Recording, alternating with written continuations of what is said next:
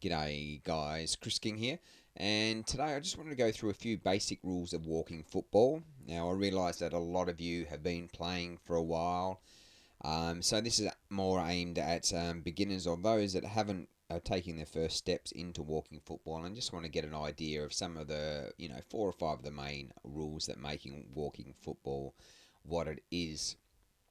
Okay, so surprisingly, the first main one is walking, no running. Okay, so this is the cornerstone of walking football. This is what makes it accessible to everyone. You've got players coming back from injury, you've got older players that aren't able to sprint anymore. Okay, you've got players that don't want the physical contact, so which happens at a quicker pace. Okay, so walking football, players must keep one foot on the ground at all time. And an example of this would be if a player starts to jog or chase after the ball, so the referee or the coach can just stop them and hold up the play and just remind them. Usually, especially during the game, it might just be a gentle reminder. Okay, remember to slow down and walk, okay, and then you can continue with the game. Same story if the player is dribbling and starts to run.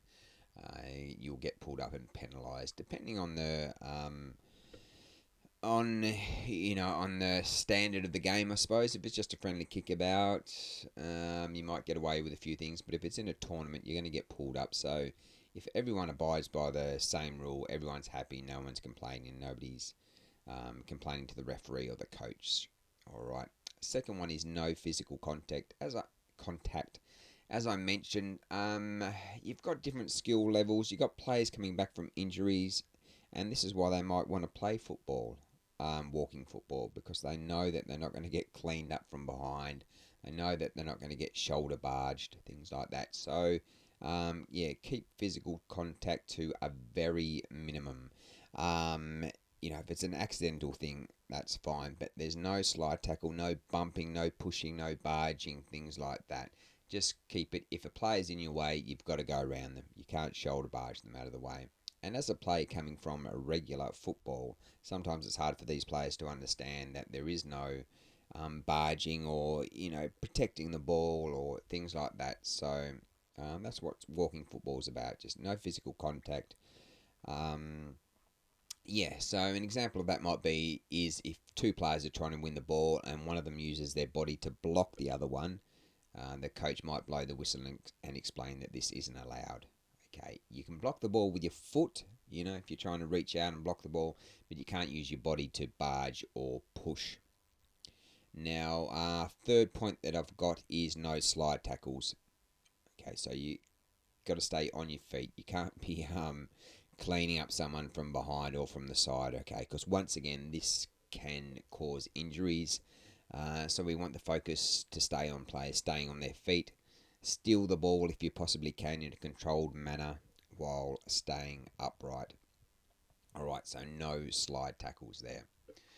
And yeah, they're the main ones. Other things that you'll come across in walking football is that it's usually shorter duration than your average, than fully blown non-walking football, and that's usually due to older players again, players coming back from injuries. The teams are normally smaller as well, so players are working harder. It might only be 5v5, 6v6. Another point that I've got here is no offside. So this helps simplify the game. It makes playing it easier and makes refereeing it easier. All right, so yeah, and that's another thing that a player coming from a regular football might not understand. And the last main one that we've got here is keep the ball below head height. Okay, so sometimes it might be goal height, sometimes it might be head height, depending on what the rules are in your competition. Okay, so that's just some main points there for the basics for people that haven't been involved with walking football before. So, yeah, good stuff. So that's from my Coaching Walking Football book, which is available on Amazon, or from my website. I've got two walking football books out. Excuse me. And I've also got YouTube videos, things like that. So, yeah, just search Chris King Soccer Coach and you'll find me. All right, guys. Catch you later.